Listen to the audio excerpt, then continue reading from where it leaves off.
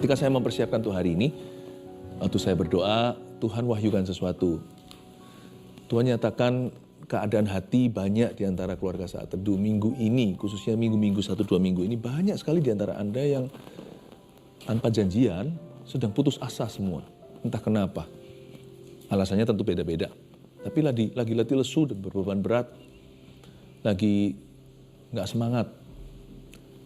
Ada yang alasannya itu nyata, ada pula yang alasannya itu nggak jelas. Saya bisa merasakan itu beban berat Anda waktu saya sedang berdoa. Tapi saya tahu Tuhan Yesus itu memberi satu pesan untuk membebaskanmu, memerdekakanmu. Makanya itu pesan hari ini yang saya bawakan, saya kasih judul pesan yang menambah semangat hidup. Jikalau ada di antara Anda yang putus asa dengan diri sendiri apalagi, dan yang kecewa dengan kehidupan, maka Saat Teduh Bersama yang episode saat ini, it's really for you, sungguh-sungguh untuk dirimu.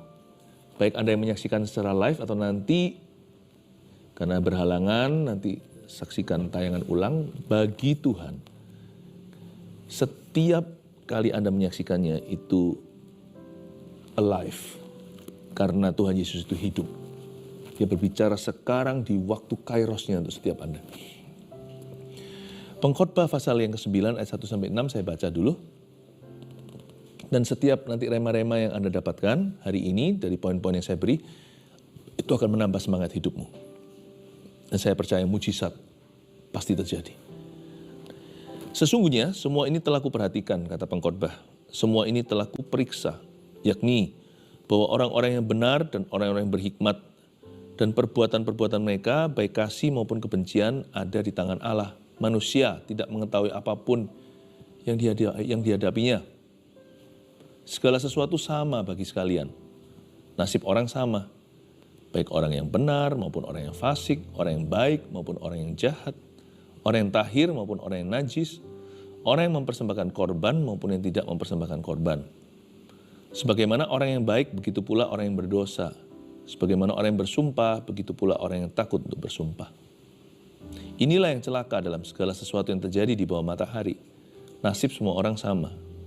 Hati anak-anak manusia pun penuh dengan kejahatan, dan kebebalan ada dalam hati mereka seumur hidup.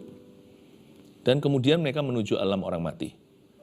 Tapi siapa yang termasuk orang hidup mempunyai harapan, karena anjing yang hidup lebih baik daripada singa yang mati. Karena orang-orang yang hidup tahu bahwa mereka akan mati. Tapi orang yang mati tahu apa? Tidak tahu apa-apa. Tak ada upah lagi bagi mereka. Bahkan kenangan pada mereka sudah lenyap. Baik kasih mereka maupun kebencian dan kecemburuan mereka sudah lama hilang. Dan untuk selama-lamanya, tak ada lagi bahagian mereka dalam segala sesuatu yang terjadi di bawah matahari. Sekilas kita baca 6 ayat ini seperti terdengar pesimis. Kalau kita membacanya dengan roh yang salah, firman Tuhan itu selalu memberi semangat, tidak pernah mematahkannya. Termasuk kita pengkhotbah, justru Tuhan taruh di balik, disamarkan di balik nada-nada pesimis ini ada pesan-pesan yang sangat optimis kalau kita membacanya bersama roh Tuhan. Pengkhotbah ini bicara kepada orang-orang yang hidupnya di luar Kristus, maka dia berlaku mentah-mentah. Ini sebagai peringatan hidupmu itu akan sia-sia. Kau tidak punya tujuan. Apa yang menjadi makna kehidupan? Tapi kalau kita membacanya dari sisi yang terbalik, kita sebagai orang yang diselamatkan, yang sekarang sudah punya persekutuan dengan Tuhan Yesus, kita pengkhotbah membuat kita merasa, I'm so lucky, aku sungguh beruntung punya Tuhan. Di balik nada pesimisnya itu, di balik itu kita melihat bahwa kita tidak seperti itu karena kita punya Yesus. Kita punya makna. Mari kita sekarang renungkan ayat per ayat. Pesan ini akan menambah semangat. Sesungguhnya semua ini telah kuperhatikan. Maksudnya semua ini telah kuperhatikan itu bukan berarti kita disuruh memperhatikan semua. Nanti kebingungan. Bayangkan kalau seorang pasien pergi ke dokter, semua dokter dicoba. Nanti opini beda, dia malah nggak tahu bagaimana mengambil keputusan. Bukan berarti segala sesuatu patut kau pikirkan. Nanti berat pikirannya, nanti jadi stres yang luar biasa. Semua ini telah kuperhatikan itu, maksudnya pilih-pilih apa yang kau perhatikan. Karena kita ini punya kapasitas yang terbatas. Kalau kita harus memperhatikan sesuatu, perhatikan yang penting-penting. Dari semua yang penting, yang terpenting adalah memperhatikan firman Tuhan. Sesungguhnya semua ini telah kuperhatikan, kata Salomo. Semua ini telah kuperiksa. Nggak hanya diperhatikan, tapi sungguh-sungguh diperiksa. Yakni bahwa orang-orang yang benar dan orang-orang yang berhikmat dan perbuatan mereka, baik kasih maupun kebencian, ada di tangan Allah. Oh, hidup kita itu di tangan Tuhan, perhatikan itu. Orang yang benar itu loh, orang yang berhikmat, perbuatan mereka, kasihnya maupun kebencian. Ini bukan benci yang merupakan dosa. Apa yang kita suka, apa yang kita nggak suka, apa yang kita senang, apa yang kita benci. Hidup kita itu di tangannya Allah. Suka dan duka, itu maksudnya. Itu perhatikan. Ku di tanganmu. Nah, perhatikan itu. Ku di hatimu, di pikiranmu, di rencanamu. Tak pernah ku sendiri. Ku di tanganmu, ku di hatimu, di pikiranmu, di rencanamu. Tak pernah ditinggalkan. Di pikiranmu, di rencanamu, tak pernah ditinggalkan. Kalau kita tahu kita di tangan siapa, manusia tidak mengetahui apapun yang dihadapinya, kalimat terakhir itu tidak menjadi kutukan. Pernah lihat nggak bayi dipegang sama papanya? Padahal itu di jalanan, dia aman, asal ayahnya yang menggendongnya. Bayi nggak perlu tahu terlalu banyak. Dia juga nggak nangis tuh. Saya pernah lihat seorang ayah pegang anaknya waktu ada di mall. Aduh, saya lihat itu bayi kayaknya baru lahir, itu masih newborn. Itu bukan balita 5 tahun atau batita 3 tahun. Itu bayi yang masih kemerah-merahan, diajak keluar. Gitu ya. Tapi aman tuh, nggak mungkin kan ayahnya jatuhkan. Manusia nggak mengetahui apapun yang dihadapinya, it's okay kalau kita punya Tuhan. Jangankan ke depan. Hidup kekal aja kita tahu kok kita kemana. Meskipun kita nggak tahu segala sesuatu apa yang menanti kita. Kalau Yesus hidup, dia pegang hari esok. Katakan amin. Jangan kita panik. Dalam Kristus itu satu hal ini nggak pernah dihapus. Kita selalu punya hari depan. We always have a future. Karena Yesus itu bukan past tense atau bukan kata lalu. Yesus akan membawa kita ke masa depan penuh pengharapan. Dan kalau kita memang harus perhatikan sesuatu, maka perhatikan ini. Nomor 1, poin 1 keluarkan dulu. Perhatikan salib. Perhatikan salib, ingatlah Tuhan mengasihimu. Sebenarnya ya, cakrawala dunia ciptaan Allah ini, alam semesta ini sebenarnya bicara tentang Tuhan. Tapi kalau kita hanya lihat langit, bumi, ciptaan, kita tidak akan tahu kalau Tuhan mengasihi kita. Kita hanya tahu bahwa Allah itu besar. Orang yang waras ya, pasti bisa melihat, ini pasti ada sutradaranya. Nggak mungkin. Kalau hati saya itu murni, bersih, tulus,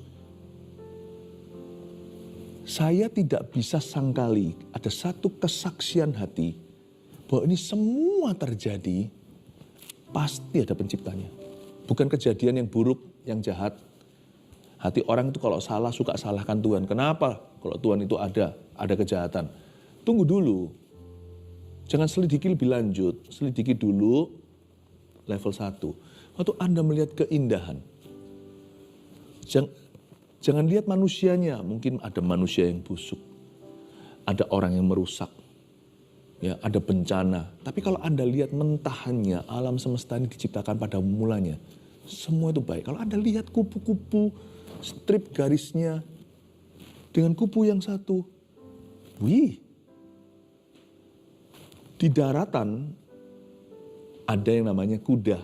Itu loh kuda yang ditunggangi orang. Di lautan ada kuda laut. Bisa kan Anda lihat kemiripannya waktu saya melihat kuda laut itu di akuarium.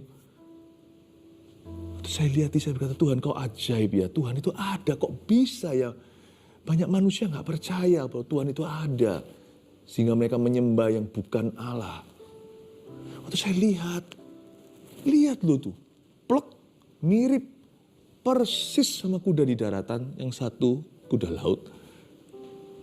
Kok bisa ya Tuhan itu buat? Tapi kalau kita melihat semata-mata alam semesta, kita nggak bisa ketemu. Kita nggak bisa merasakan kasihnya. Kita hanya bisa merasakan kebesarannya dan keagungannya. Tapi kalau kita selidiki dan perhatikan salib, kalau kita sungguh-sungguh merenungkan Injil, bagaimana Yesus mati di Kalvari atau di Gunung Golgota itu untuk Anda dan saya, maka kita akan menemukan kasih-Nya. Setiap kali Anda ragu, setiap kali Anda sedih, putus asa, kecewa, perhatikan apa? Salib. Itu yang disebut oleh Salomo di sini, semua ini telah kuperhatikan. Jangan lupa satu yang kau harus perhatikan, lebih dari segalanya. Perhatikan salib. Ingatlah Tuhan mengasihimu. Sebagai reminder aja. Saya tidak terlalu menekankan pengajaran dalam saat teduh hari ini, tapi hanya rema-rema yang langsung kena ke hatimu, membuat hati Anda kembali segar, kembali bergairah dalam hidup ini, karena Tuhan sayang padamu. Oh haleluya, Tuhan cinta, takut apa? Ayat 2, segala sesuatu sama bagi sekalian, nasib orang sama. Nasib orang sama. Ini agak gak enak. Kalau semua orang nasibnya sama, ngapain aku hidup benar ya? Bukan itu maksudnya. Kita tetap harus memilih apa yang benar, apa yang menurut kehendak Allah. Tapi Alkitab mengatakan bahwa nasib orang sama itu mengajarkan kita untuk berserah. Lanjutkan dulu, baik orang yang benar maupun orang yang fasik. Orang yang baik maupun orang yang jahat. Orang yang tahir maupun orang yang najis. Orang yang mempersembahkan korban maupun yang tidak mempersembahkan korban. Makanya itu kita gak boleh sombong. Orang tua zaman dulu berkata roda itu berputar. Kadang kita di atas, kadang di bawah. Itu betul. Ya, tapi ya itu ada betulnya. Ya, kebanyakan pepatah-pepatah yang ada itu ada kebenarannya. Tapi tetap ya, kalau mau cari kebenaran yang penuh, kebenaran yang asli, yang sejati, ke firman Tuhan, bukan apa kata orang. Bukan opini manusia. Tapi ada benarnya. Nasib orang itu sama. Makanya kita tidak boleh merasa lebih berhak dari orang lain kalau kita memberikan persembahan korban, kalau kita lebih tahir, kalau kita lebih benar. Kita nggak boleh merasa diri lebih berhak, lalu habis itu menuntut Allah. Ingatlah, menjadi orang benar, menjadi orang baik itu memang sudah menjadi kehendak Allah dalam kehidupan kita. Emangnya kita punya pilihan? Kalau memilih, pilihlah jadi orang baik, bukan jadi orang jahat. Tapi sekalipun kita sudah jadi orang baik sekalipun tidak boleh menuntut lebih. Belajar bersyukur saja. Syukuri apa yang kau miliki. Syukuri apa yang Tuhan izinkan terjadi atas hidupmu. Sebagaimana orang yang baik, ayat 2b, begitu pula orang yang berdosa. Sebagaimana orang yang bersumpah, begitu pula orang yang takut untuk bersumpah. Segala sesuatu sama bagi sekalian, ayat 2a, nasib orang sama. Poin 2 dulu ya, tulis rendah hati saja dan berserah. Udah itu loh, that is our lot, itu bagian kita. Nanti Tuhan yang tentukan bagianmu. Saya sih tidak menaruh curiga, karena saya tahu Tuhan itu lebih dari fair. Pernah lihat gak anak kecil kalau marah sama mama papanya? Mama papa gak fair, kenapa aku gak boleh beli itu? Kenapa aku gak boleh memiliki ini? Fairnya manusia itu subjektif. Fairnya manusia itu tergantung situasi, kondisi, dan mood hati. Tuhan kita itu adil. Bukan berarti orang baik benar itu selalu ngalami hanya yang baik. Tapi Tuhan tidak akan membiarkan orang jahat tidak dihukum, itu pasti. Baik di sini atau di akhirat, pasti cepat lambat. Orang baik, orang benar itu sekalipun harus melakukan bagiannya di hidup ini, karena memang Tuhan menghendaki kita jadi benar. Tapi meskipun demikian, Tuhan juga tidak akan melupakan upahnya. Jadi orang yang percaya, jangan taruh rasa curiga. Rendah hati saja dan belajar berserah. Percayalah Tuhan pasti menentukan bagian terbaik untuk kita. Meskipun hidup itu bukanlah tanpa masalah, I believe my God is good. Saya percaya Allah itu baik. Segala sesuatu sama bagi sekalian, nasib orang sama itu justru saya sambut secara optimis, bukan pesimis. Karena kalau Tuhan yang menentukan nasibku, aku tahu Tuhan tidak punya rancangan celaka atas hidupku. Tugasku hanyalah mengabdi, tugasku hanyalah sungguh-sungguh mencari wajah Tuhan dengan segenap hati. Masa sih Tuhan itu akan curangi orang benar? Tuhan aja lo gak pernah curangi orang jahat. Masa saya curiga sama Tuhan, saya tidak percaya. Saya akan percayakan hidup saya, masa depan saya. Dan apa yang berharga dalam hidupku kepada Tuhan Yesusku. Tuhan yang menentukan nasib. Nasib orang sama itu berarti apalagi nasibku. Nasibku ditentukan oleh Allah.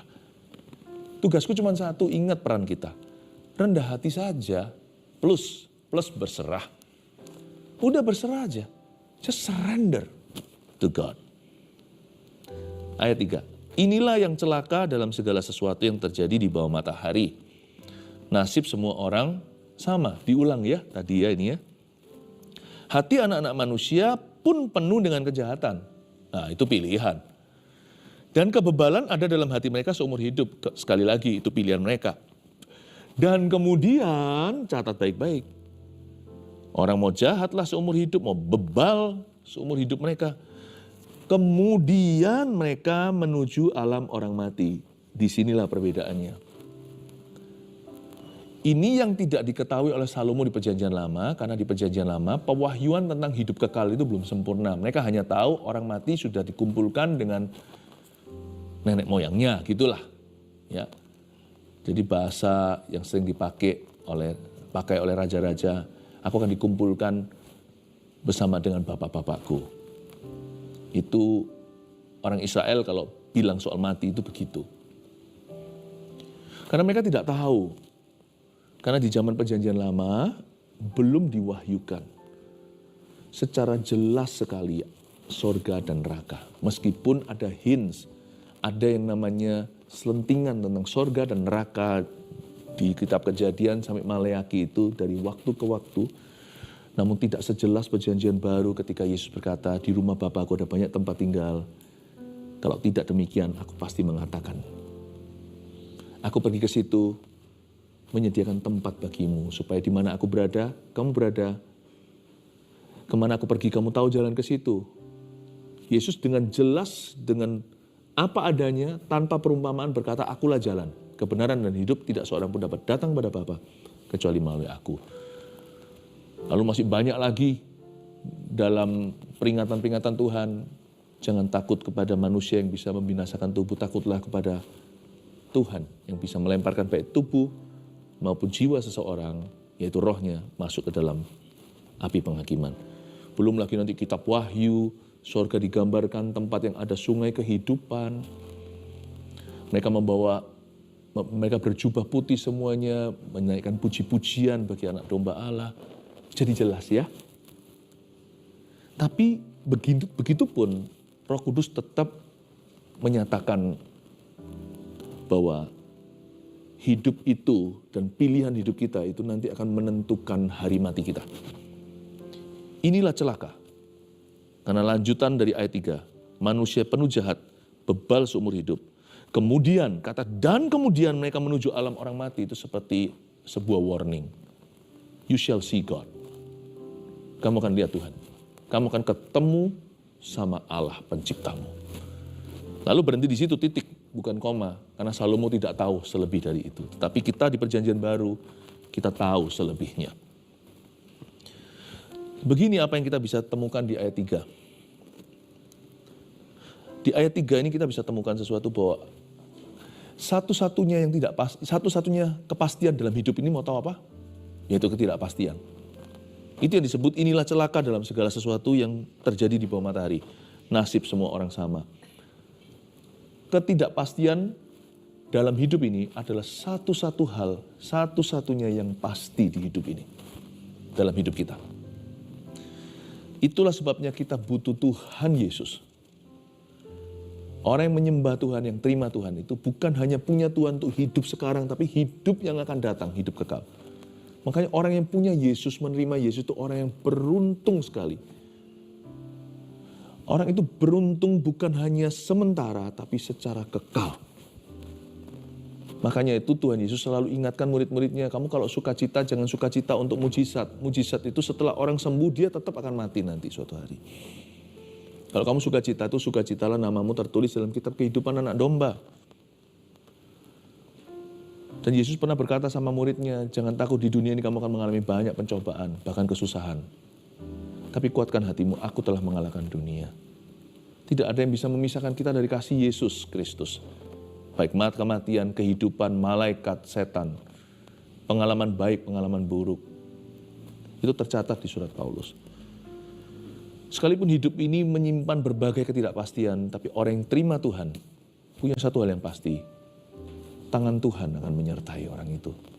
Baik di bukitnya maupun di lembah, Tuhan akan menjadi porsi hidupnya. Oleh karena itu kita mesti harus hati-hati. Tugas kita itu ada. Kita jangan seperti orang-orang yang disebut oleh Salomo di sini. Hati manusia yang penuh dengan kejahatan, kebebalan ada di hati mereka seumur hidup mereka. Dan kemudian lalu mereka menuju alam orang mati. Poin ketiga. Saya kasih semangat supaya kita itu termotivasi untuk membuat keputusan yang benar, yang baik, yang berkenan pada Tuhan. Lakukan yang terbaik. Upah kekal di sorga menantimu. Simple kan? Tuhan tidak nuntut lebih dari ini kok. Hidup kita sementara di bumi. Just do your best. Bukan melakukan terbaik menurut versimu. Lakukan yang terbaik menurut versi firman. Hiduplah dalam takut akan Tuhan. Lakukan yang terbaik. Just do your best. Tidak ada orang tua yang sempurna. Tapi kalau Anda mendidik anak Anda, didiklah dalam takut akan Tuhan. Didiklah dalam firman. Udah selebihnya serahkan ke Tuhan. Untuk setiap perbuatan baikmu, sekalipun seharusnya, sepatutnya, seyogyanya kita melakukannya. Tapi Tuhan tidak akan pernah melupakan upah orang benar. Seperti lagu sekolah minggu itu, tanganku kerja buat Tuhan, mulutku puji namanya, kakiku berjalan cari jiwa, upahku besar di sorga. Itu ada benarnya. Ayat 4. Tetapi siapa yang termasuk orang hidup mempunyai harapan?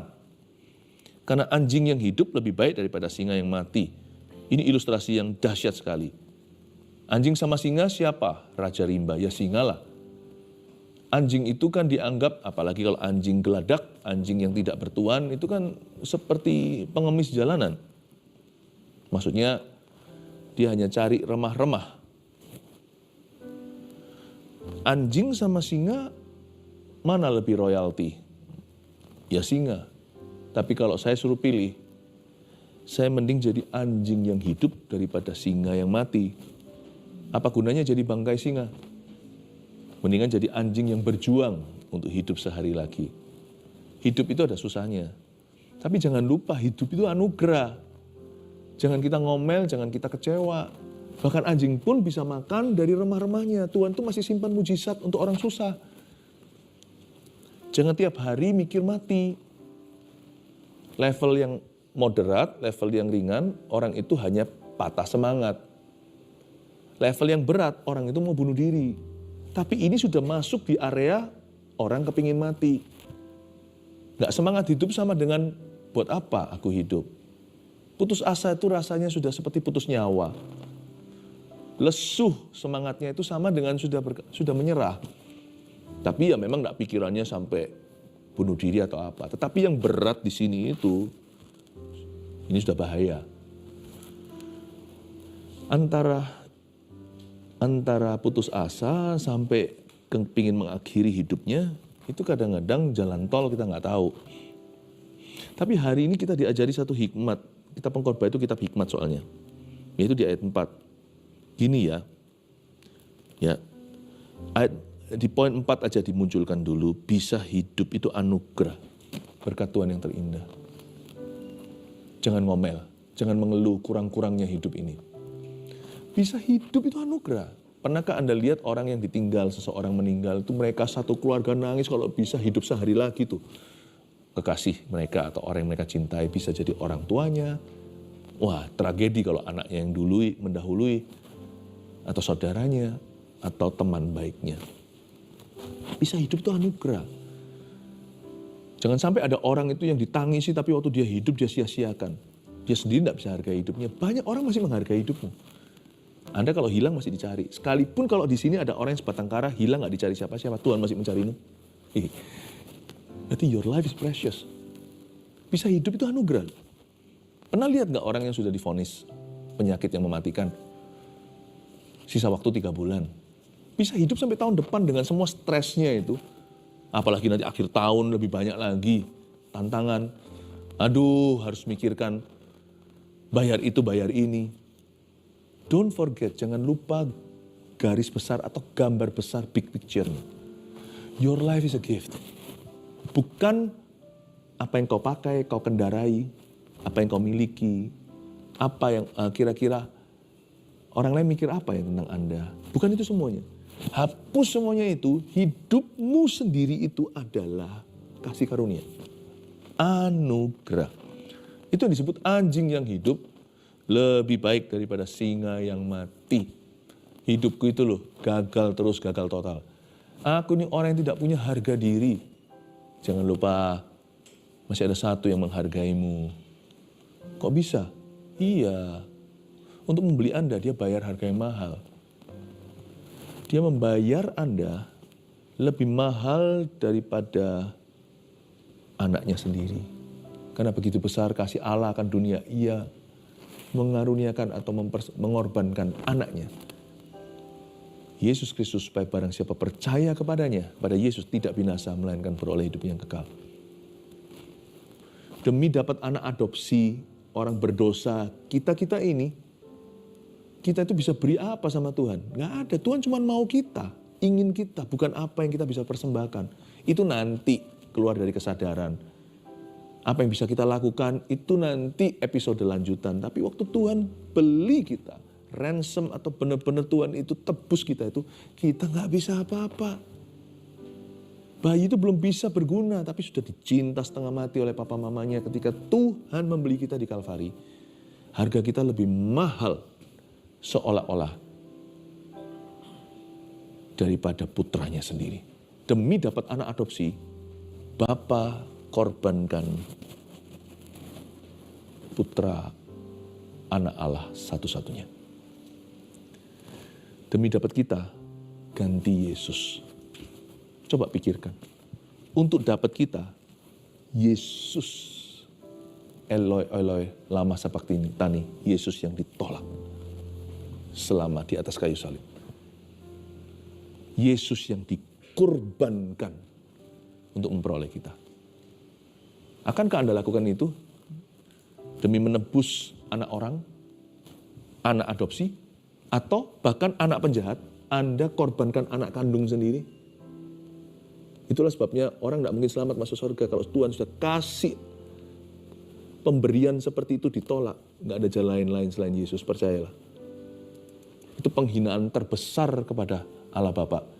Kalau kita tolak pemberian, pengorbanan putranya, dan kita bilang kita mau masuk surga lewat jalan lain, Bapa akan berkata, demi begitukah kau anggap anak Allah? Saya ingin untuk Anda mengerti ini bahwa hidupmu itu so precious, sekalipun isi hidupmu tidak sempurna, banyak yang bisa Anda keluhkan. Banyak kurang-kurangnya, tapi hidup Anda sendiri sudah dibeli. Dibeli dengan harga yang mahal, dengan darah yang suci. Darah Putra Allah, Yesus Kristus. Karena begitu besar kasih Allah kepada dunia, Ia mengaruniakan anaknya yang tunggal. Supaya barang siapa yang percaya kepadanya tidak binasa, melainkan beroleh hidup yang kekal. Ayat 5 dan ayat 6. Karena orang-orang yang hidup tahu bahwa mereka akan mati, tetapi orang yang mati tak tahu apa-apa, tak ada upah lagi bagi mereka, bahkan kenangan pada mereka sudah lenyap. Ayat terakhir, baik kasih mereka maupun kebencian dan kecemburuan mereka sudah lama hilang, dan untuk selama-lamanya tak ada lagi bahagian mereka dalam segala sesuatu yang terjadi di bawah matahari. Garis bawahi, Tak ada lagi bahagian mereka, artinya tidak ada lagi bagian mereka dalam segala sesuatu yang terjadi di bawah matahari. Orang mati udah nggak bisa lihat apa yang terjadi. Orang yang sudah meninggal dunia sebelum pandemi nggak ngerti kalau dunia sempat masuk COVID. Dan mereka nggak tahu sekarang perang tarif yang sedang terjadi. Karena mereka sudah mati, sudah meninggal 2 tahun yang lalu atau tahun yang lalu. Maksudnya begini loh, selama kita hidup, kita masih mengikuti. Berarti poin terakhir, catatlah, engkau masih berguna. Selama kita masih bisa mengikuti zaman, berarti Tuhan masih punya rencana atas hidup kita dan melalui hidup kita untuk orang lain. Engkau masih berguna. Tuhan masih membutuhkanmu. Sebenarnya Tuhan tidak perlu kita, tapi Tuhan masih membutuhkan kita. Bedanya apa? Tuhan sengaja menawarkan dirinya. Aku mau pakai kamu loh, kamu bersedia? Tuhan masih membutuhkanmu. Tapi Pastor Philip, ya itu kalau orang yang masih bagus ya kan, masih bisa berguna bagi Yesus. Aku ini udah bobrok, aku ini sudah rongsok, aku ini sudah rusak. Hidup saya itu udah gak keruan. Orang paling rusak di dunia.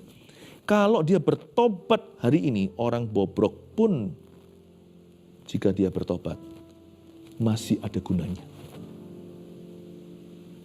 Tuhan bisa pakai kesaksian hidupnya sebagai contoh buat orang lain dan memperingatkan orang lain agar jangan melakukan hal yang sama. Kalau Anda dan saya merasa hidup kita itu sudah gak bisa lagi dipilih Tuhan, udah gak ada bagusnya, sudah hancur semuanya. No. Kalau Anda masih bisa mengikuti kabar berita hari ini, berarti Anda masih berguna. Dan jikalau kita bertobat dari dosa kita, Tuhan masih bisa memakai kita. Engkau masih berguna, Tuhan masih membutuhkan Anda. 5 poin sini Anda tulis sebagai rema yang Anda tangkap jikalau Anda hatinya sekarang kehilangan pegangan. Saya berdoa di dalam nama Yesus agar setiap hati yang berserah hari ini ketemu Tuhan dan disegarkan. Tuhan itu baik dan Tuhan masih memerlukan Anda. Tuhan mau memakai hidupmu secara luar biasa. Bergairahlah. Jesus loves you. Yesus mencintaimu. Haleluya. Bye.